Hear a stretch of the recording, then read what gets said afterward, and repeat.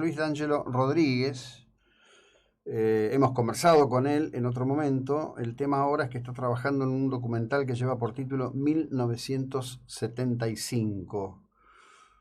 Buen día, ¿cómo anda?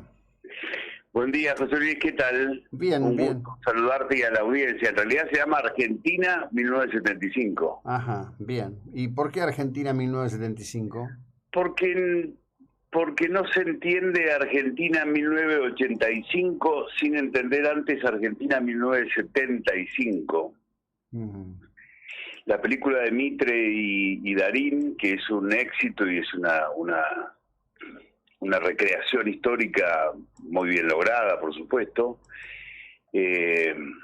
adolece en mi mirada, adolece de cierta falta de precisión histórica y de rigurosidad, porque si el centro de la película es el juzgamiento de las juntas, entiendo que debiera haberse hablado, según mi mirada, ¿no?, de por qué se lo juzgaba a las juntas militares, que era por el combate contra las guerrillas. Esa era la razón, juzgamiento.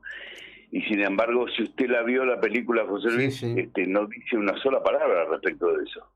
Entonces a mí me parecía que era necesario aportar para el debate en una hora 20, ¿qué significó 1975? Que es el año en que estadísticamente, con información sacada de las revistas de las organizaciones guerrilleras ERP y Montoneros, o sea, Estrella Roja y Evita Montonera respectivamente, se pueden contabilizar 3 atentados y medio por día todos los días.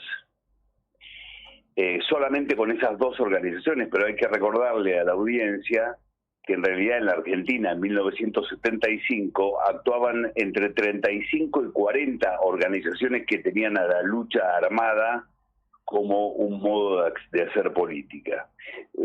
Si usted me permite, le leo un pequeño parrafito que dice así: en el terreno militar nos propusimos efectuar operativos de ataque y hostigamiento para golpear instituciones pertenecientes a fuerzas enemigas. Fueron atacadas así empresas vinculadas al imperialismo yanqui, tales como concesionarias de automotores, bancos, laboratorios, etcétera. También actuamos contra centros de la oligarquía y el gorilaje, sociedad rural, banco ganadero, etcétera, contra las fuerzas represivas y la burocracia política y sindical. El plan militar se completó con operativos de distracción de la represión y de apoyo logístico. Y esto es un texto sacado de la revista Evita Montonera de abril de 1975, en donde describía las operaciones militares contra el gobierno constitucional de Isabel Perón. En la contratapa de esa revista dice campaña militar de Montoneros. 17 muertos, 37 ametrallamientos, bajas del enemigo 31. Este era el ambiente que vivía la Argentina en 1975. Sí, ahí entonces, si me permitís, perdón, en la discusión, en la agenda pública, como está la película de Darín, significando un momento histórico de la Argentina, colocar ese antecedente imprescindible. Esta es la razón del documental, que va a estar listo en julio, ¿no? Va a ser estrenado en julio. Sí, ahí digo, a mí me pareció, bueno, desde ya muy interesante el enfoque en este sentido, ¿no?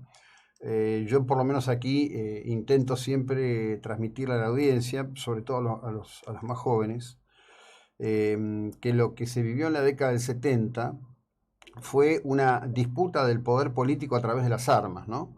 Que esto, la más de las veces, está escasa o nunca mente reflejado, ¿no? ¿No es cierto? Acá tengo un amigo que dice que para entender 1975 habría que hacer otra película, 1966, y habría que hacer otra 1955, y habría que hacer otra 1943, ¿no? Pero bienvenido.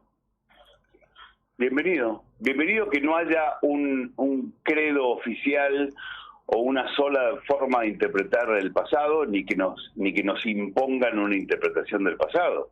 Somos una sociedad libre, gracias a Dios, y podemos tener distintas visiones. Eso es lo que pretendo yo con el documental, ¿no? Claro. Sí, pero Aportar muchas veces... otra mirada, trayendo a la memoria tan meneada en todo ese tiempo. Yo soy más de la historia, más que de la memoria. La memoria me parece frágil y maleable. Entonces prefiero la rigurosidad de los hechos históricos. Yo he escrito 2 libros, Mentirás tus muertos y La estafa con los desaparecidos, Vidas y millones, y esos 2 libros tienen, me preocupo por ello, una enorme rigurosidad documental.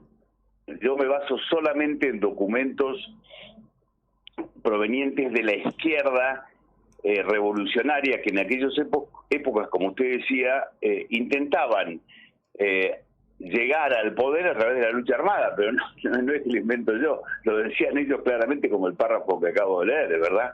Describían las operaciones militares.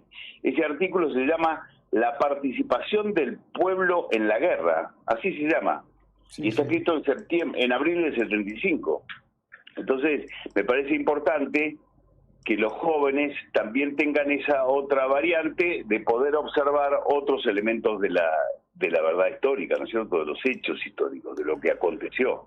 Sí, comprender el contexto, digamos, para construir la historia de manera correcta, además porque, bueno... Porque además hay una cuestión que es que en 1973 el pueblo argentino pudo volver a las elecciones después de 18 años de proscripciones, o sea, un proceso electoral transparente, absolutamente, en marzo del 73 y después en septiembre del 73, en noviembre, no recuerdo, hubo dos procesos electorales en 1973 que le permitió al pueblo elegir sus gobernantes sin ninguna proscripción, de la que tanto se habla ahora. Y sin embargo los grupos guerrilleros seguían operando.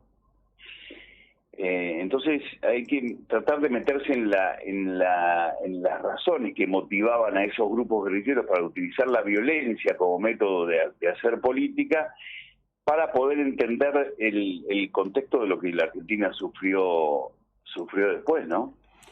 Sí, bueno, en un escenario que estaba, digamos, en el contexto de lo que se conoció como la Guerra Fría, ¿no? Es decir, en donde las grandes potencias jugaban sus fichas a su modo, y en donde hay un trabajo extraordinario que lo hizo Álvaro Vargas Llosa, uno de los hijos del Premio Nobel de Literatura, que se publicó en el National Geographic hace unos años. Yo he intentado vanamente conversar con Álvaro alguna vez acá en la radio del tema, y lo hemos intentado, porque él cuenta cómo desde la llamada Casa de las Américas en La Habana se demostró, y está establecido también, hay un libro, el Tata Joffre, cómo era el flujo de dinero que venía de Cuba para sostener la subversión continental, ¿no? Algo que siempre la izquierda rechazaba en la Argentina como argumento, ¿no? El que decía en los 70 ese argumento era contestado como poco menos que esclavo de los yanquis, ¿no? Sí. Ahora, digamos, la vinculación de Cuba con Montonero, Serp. Claro, es innegable, ¿no es cierto? Digamos, no es, digamos, es cuestión de demostrarlo, pero en el año 89 Fidel Castro sacó un libro en donde admitió que exportó la revolución a Latinoamérica, ¿no es cierto? Hay un libro que se llama El furor y el delirio, de Jorge Massetti, hijo, para la audiencia. Massetti era un periodista argentino de una radio argentina que fue a cubrir la revolución cubana incipiente, la de esos barbudos que se habían metido en la Sierra Maestra para desafiar al gobierno corrupto de Batista, y se enamoró de la revolución y se quedó allí y fundó Agencia Latina y fue muy importante para Fidel Castro, Jorge Macetti padre. Su hijo nació en la revolución y se crió en la revolución y fue un militante del ERP en Argentina, después peleó en Nicaragua con el Frente Sandinista de Liberación, etcétera. Jorge Macetti hijo escribe un libro que yo recomiendo a los oyentes que lo rastreen, se llama El furor y el delirio. Y en un momento del libro dice Macetti hijo, por suerte no triunfamos nosotros, porque hubiéramos bañado al continente en sangre. Describe los grados de la soberbia que los alimentaba, para decir, primero hubiéramos matado a los militares y a los que se nos oponían en el combate, después hubiéramos matado, y después hubiéramos matado a nuestros propios compañeros que se oponían a nuestra soberbia, etcétera, etcétera. O sea, nada, yo creo que es un interesante aporte tener una mirada complementaria y bienvenido al debate, ¿no es cierto, José Luis? Sí, no, por supuesto, pero pensaba en eso que citás de ese libro, y si uno mira en paralelo lo que ocurrió en el mundo, ¿no? Siempre digo que es una figura que a veces hasta es compleja para quien no tenga demasiado interés en estos temas o le puedan resultar pesados, porque puede pasar perfectamente y no es un pecado, comparar con lo de Pol Pot en Camboya, ¿no? Exacto, sí, lo de Pol Pot en Camboya eso sí que es un genocidio, de verdad. Claro, sí, ahí sí que hubo un genocidio. Entiendo que 2,5 millones de personas en 2 años. Así es, sí. El 30% de la población fue asesinada en el término de 2 años, cerca de 2 millones o 2,5 millones de personas. Y acá lo que se ha pretendido es colocar el drama que ha vivido la Argentina en una guerra civil intermitente, como la llamaron los propios jefes montoneros, a la década que vivió la Argentina, una guerra civil intermitente, que ha tenido en total, siempre desgraciado, pero en total, lo que se llama un conflicto de baja intensidad, porque ha tenido en total unos 10.000 personas fallecidas, lamentable, ¿no es cierto? Eso lo dicen los informes oficiales, porque si uno considera el RUPTE, Registro Unificado de Víctimas del Terrorismo de Estado, hecho por la Secretaría de Derechos Humanos, puede ver que en 16 años considerados desde el 67 hasta el 83, la cantidad de víctimas de la represión ilegal del Estado, según el informe oficial, son 8.600. Si uno considera las víctimas de las guerrillas, que son aproximadamente entre 1.200 y 1.300, no hay un registro exacto al respecto, complementa las 10.000 personas. Entonces, comparado con Pol Pot o comparado con con Ruanda, con la matanza de Ruanda más reciente, esos sí son genocidios, esos son hechos claramente por razones raciales, ¿no es cierto? Hay otros países que han sufrido desgracias mucho más severas que las nuestras y con dirigencias sabias y prudentes han sabido salir de esos conflictos. Y nosotros estamos hace 40 años, 45 años, dando vueltas alrededor de un tema que no alcanzamos a cerrar porque, en mi opinión, se cristalizan posiciones extremas. Yo siempre sostengo que los gravísimos errores y horrores cometidos por el peronismo y los militares en el combate contra las guerrillas no convierten a estas en abanderados de la democracia y los derechos humanos. Los crímenes que cometieron, que son más de 15 tipificados por el Código Penal, vigente en aquella época y vigente ahora, podrán decir que están prescriptos, pero no que no los cometieron. Entonces, me parece que es importante poder alcanzar al público no es ni siquiera una mirada, es alcanzar los elementos históricos que le permitan, además, pienso entrevistar a todo el mundo, a todos los actores del 25, empezando por Isabel Perón, pasando por Mario Firmenich, por gente cercana a López Rega, pienso entrevistar actores. Me permito sugerir introducir algunos elementos que tienen que ver con, sobre todo, por ejemplo, el discurso de Perón después de la toma, del intento de toma del cuartel de Azul, ¿no? Que me parece que Claro, fue... eso para mí es la mejor definición que se ha dado de la izquierda revolucionaria. Permítame Sí. recordar. Perón diciendo, refiriéndose a ERP, dice, les dice, reducido número de psicópatas a los que hay que exterminar uno a uno para el bien de la República, porque Así se es. oponen a las grandes mayorías nacionales que quieren una revolución en paz y ya cuentan con el repudio unánime de la ciudadanía. O sea, esa definición de Perón en enero del Ujú. 74 es central, ¿no? Es central, por supuesto. Bueno, lo seguiremos conversando. Gracias, Tocayo, muy amable, ¿eh? Buena jornada.